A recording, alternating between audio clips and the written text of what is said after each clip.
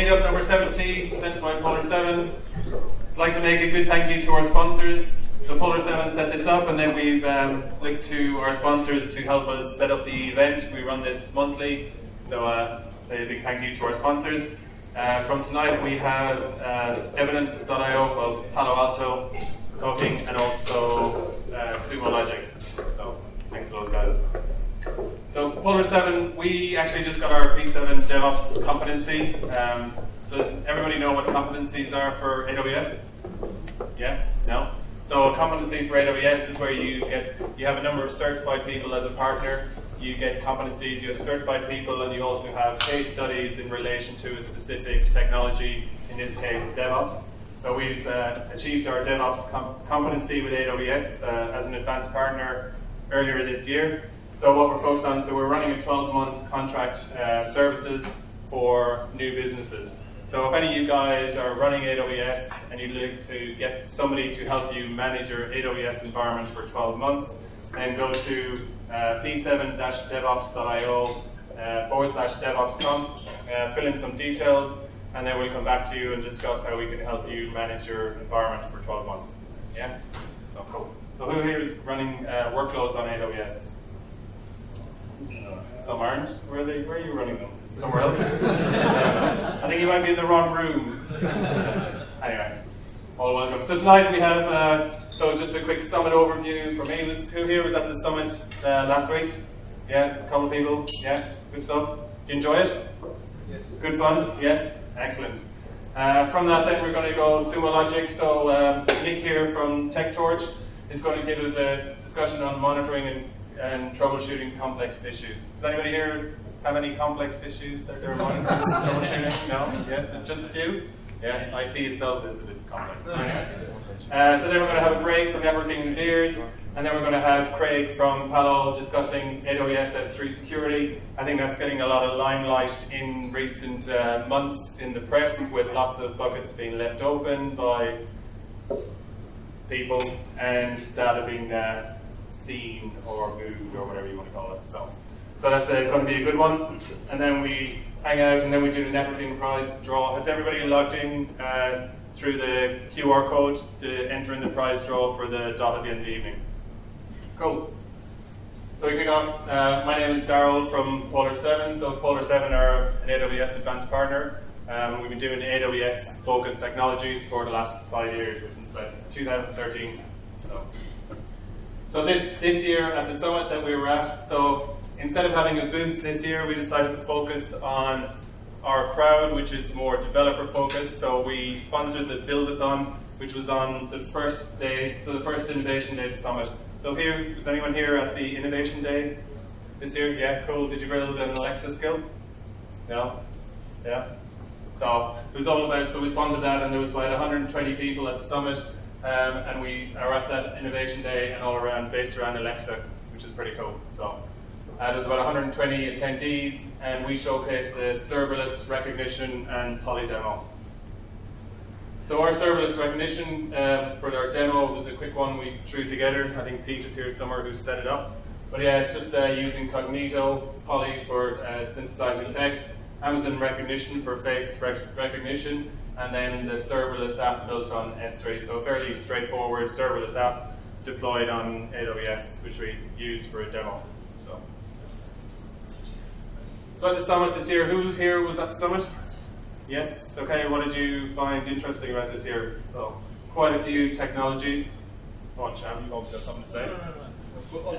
Which one was your favorite? Security, all the security stuff. All the security stuff, cool. Anyone else? I think it was a load of stuff. I think it was very interesting this year to see how AWS talked a lot about culture and how they work back from the customer and a few other things around that. Has everybody here heard about working back from the customer? So if you think about AWS and their pace of innovation within the space over the last couple of years, their breadth of services is huge. And they always talk about working backwards from the customer. So they go to the customer, figure out what the customer actually wants, and then work back to find out what the solutions to be.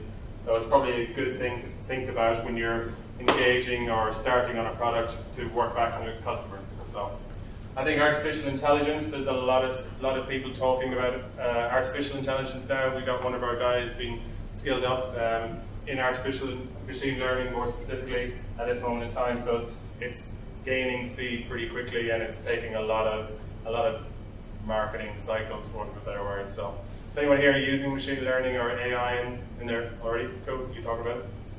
Excellent. Not here, you will do. Okay.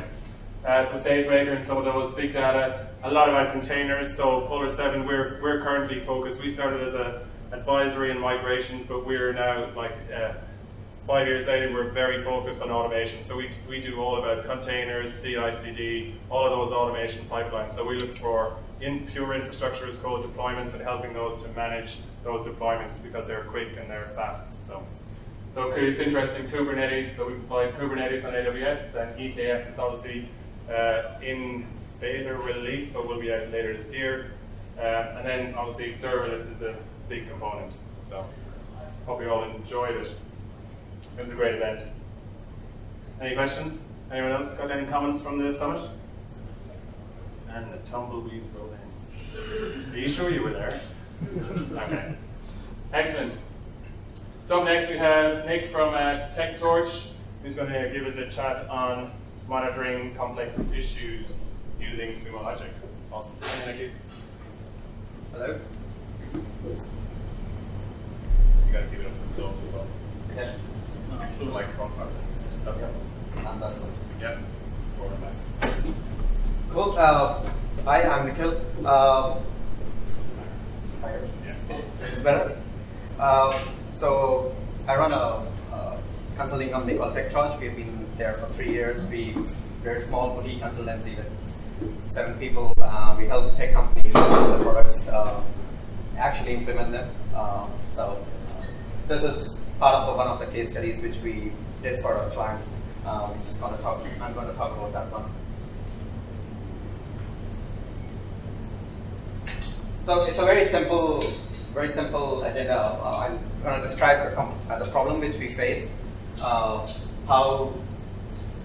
Sumo Logic kind of brought Sumo Logic in and helped it solve the problem, and the process of doing that, and that's about it mostly. I'll explain the problem. The problem is basically there's an app which is used by hundreds of technicians who go to multiple sites where the signal is not available or not reachable. So we need to support offline on the app.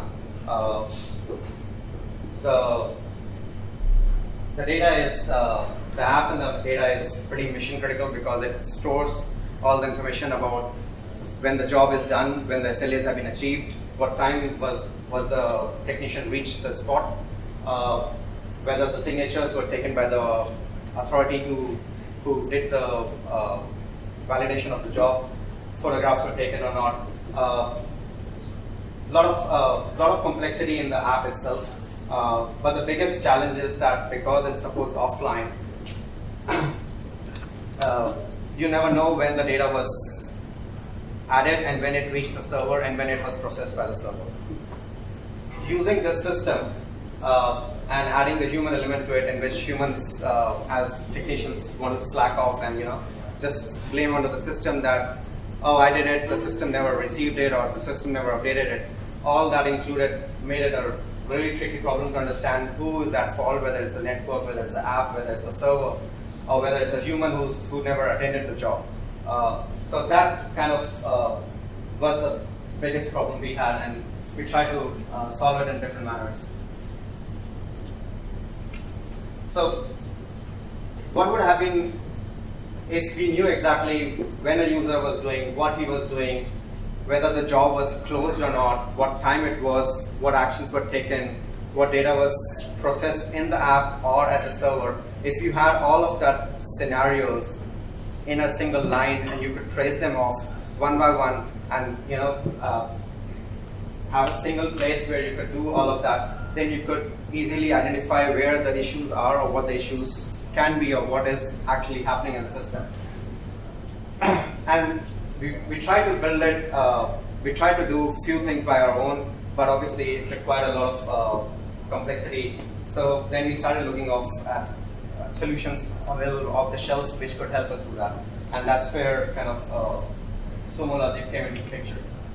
So I think the main advantage of Sumo Logic, which we understood, we kind of realized, was you didn't have to have any of our own management of, you could use ELK stack. You have to have your own servers to build your logging solutions. This all gives you a complete SaaS solution where you just have to ingest, include the library for your whichever framework you're using, whether Node.js or Java or Python. Just include the library and start spitting out the logs, and it scales at demand, obviously. So the other bigger advantage of Sumo Logic, it supports a lot of off-the-shelf integrations like CloudWatch, like Elastic Load Balancers, like Nginx. So you don't have to ingest those logs separately. It just knows where it is, and it starts including those in your single data view. And once you start going through them, you know what is happening, whether the API reached the server at all or whether it didn't reach. All those questions can be answered pretty easily.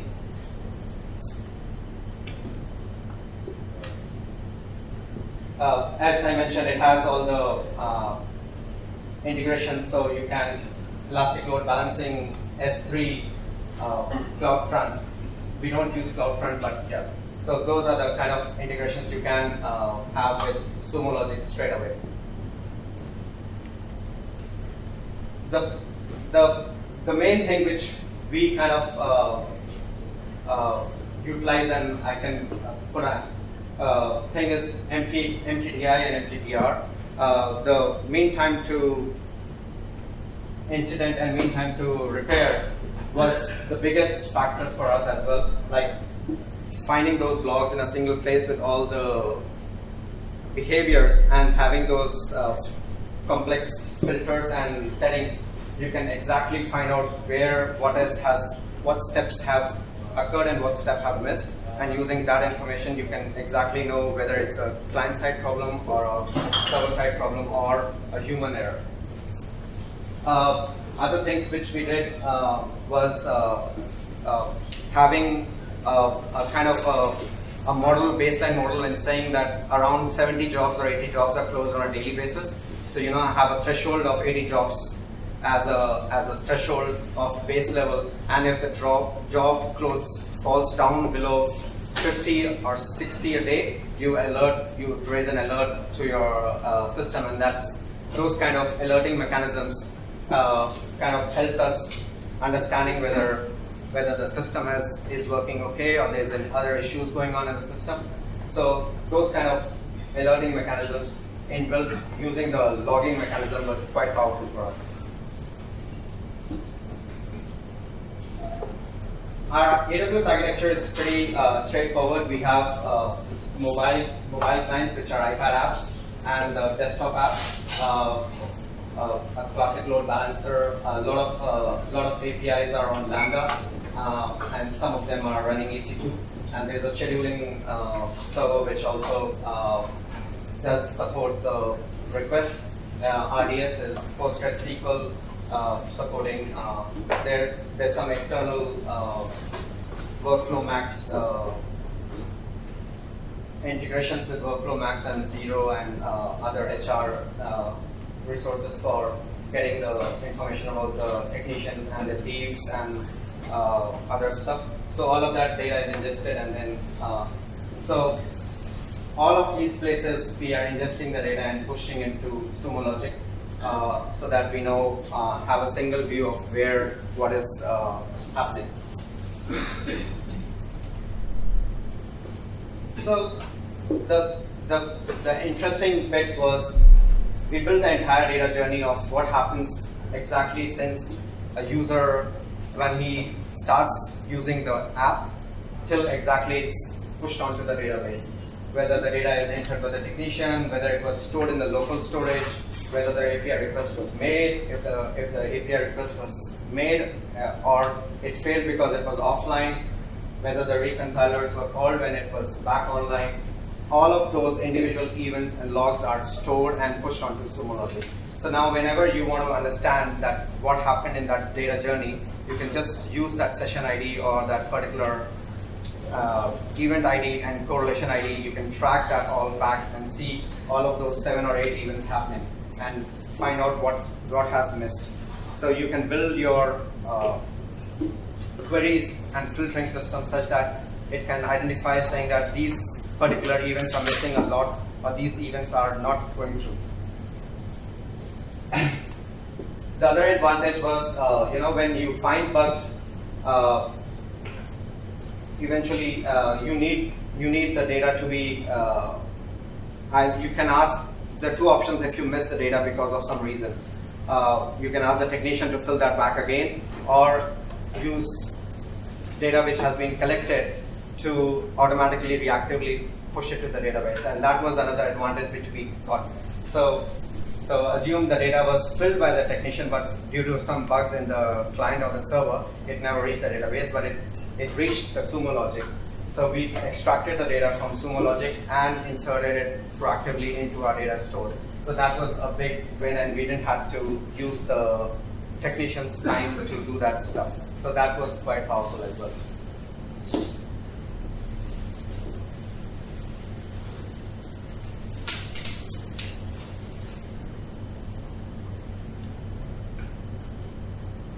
So I think the main, we used React for our front end, Redux and Redux offline for the storage on the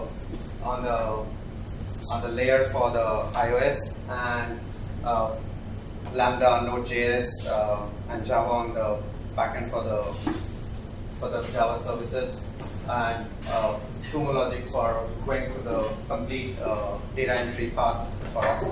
And yeah, so kind of all of these things together helped us kind of solve those missing data problem, which was causing a lot of pain in those and bringing the morale of the technicians down whenever they said the data is not being saved, or data is being saved, or we are not there. Like there's a big friction between the technicians and the management because of this, and we kind of tried to reduce this whole issue by kind of understanding and digging deep into the problem and fixing them at its butt.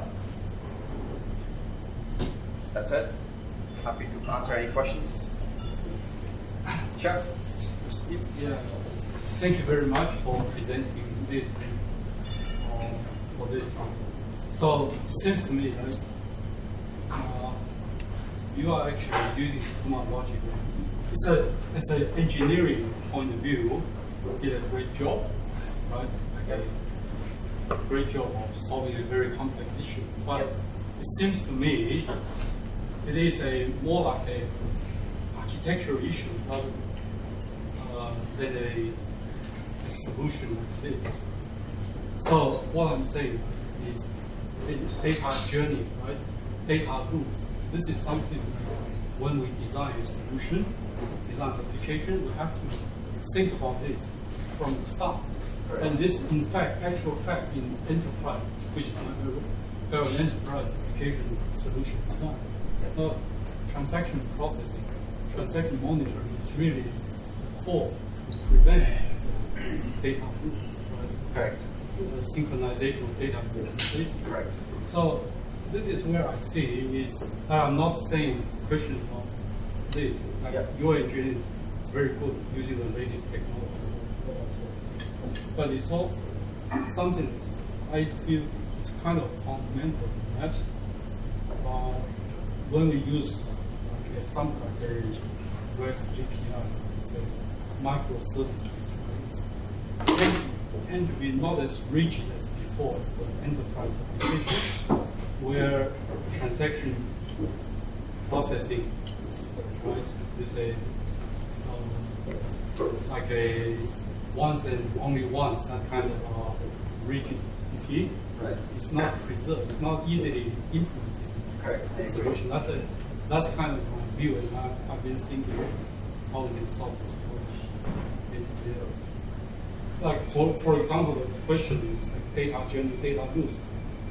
Where I can find the data boost is a big problem that I'm working on. Bank, if some transactions involved somewhere can't recover, this has to be thought about in the beginning, even before the code is written. I agree. I agree. I'm not denying the fact that this has to be thought in the beginning when you are on that journey.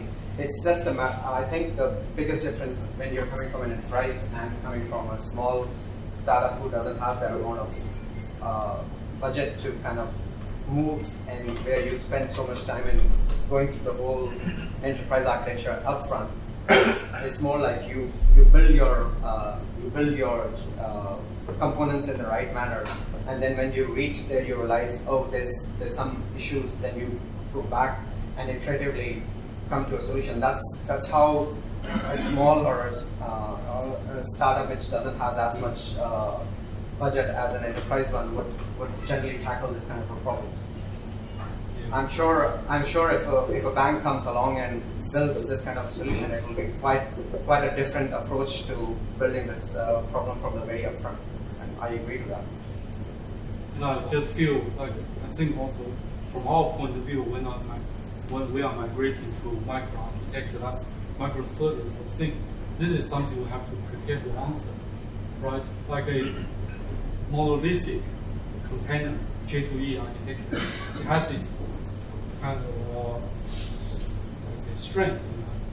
Transaction is easily preserved, but in microservice you have to think about different ways to achieve. That's yes. That's the point. I agree. You need to manage the transactions boundaries and making sure that the transactions are done only once and have all the logic required to do that. Sure.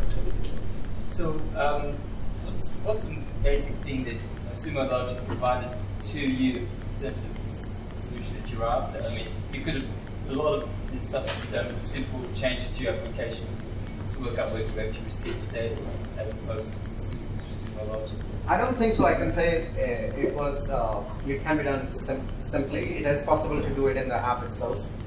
To like all the events which we are pushing out, those events, we wrote that code to push out those events to Sumo Logic.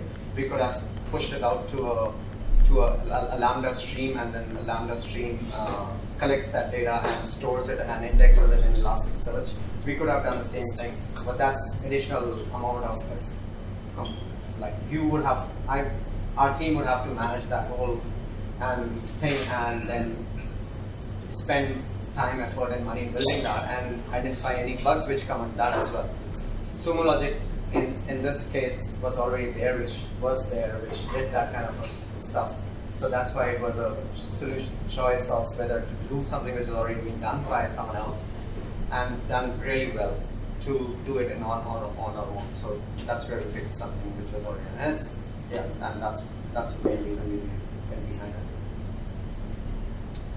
I have a question regarding what do you think the biggest advantages are of using Sumo Logic versus, say, the AWS product, CloudWatch Logs? CloudWatch? Yep, CloudWatch Logs. So where do you think the advantages are of using something like Sumo versus using the AWS product? I think CloudWatch is very primitive in what it does at the moment.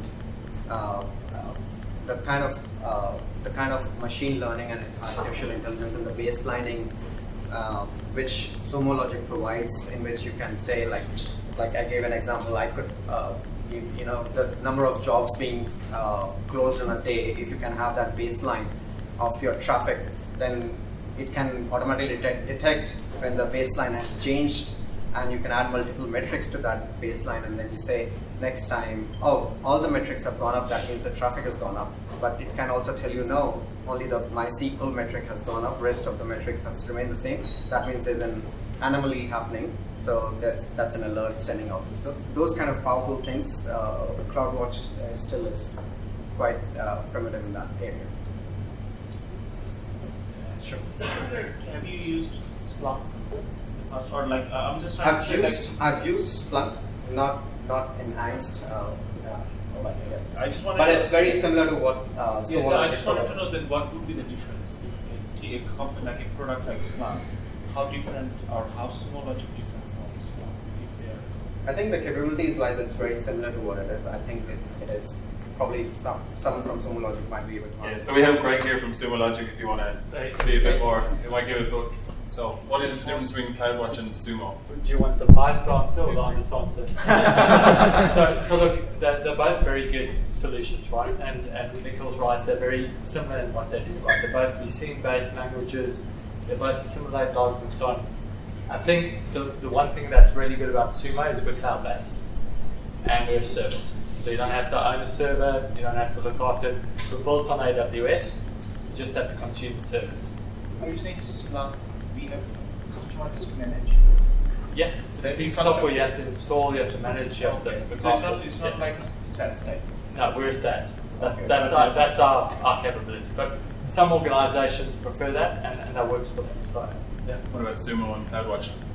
So CloudWatch is really just a feed for us, right? So what CloudWatch lacks, CloudWatch logs. CloudWatch logs lacks is it doesn't have a query language.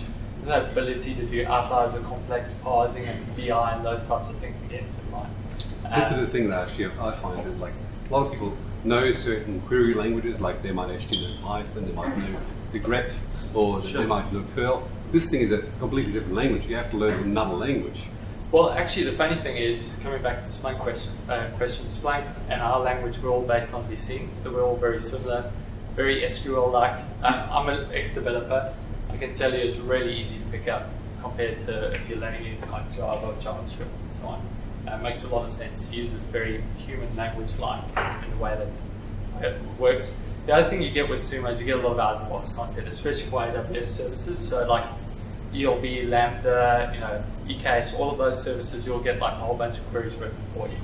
So it kind of like teaches you how to use it and get up and running. So You can have an Nginx dashboard from Sumo Logic in like 3 minutes, 4 minutes. Maybe that's it. Cool. Any more questions? No?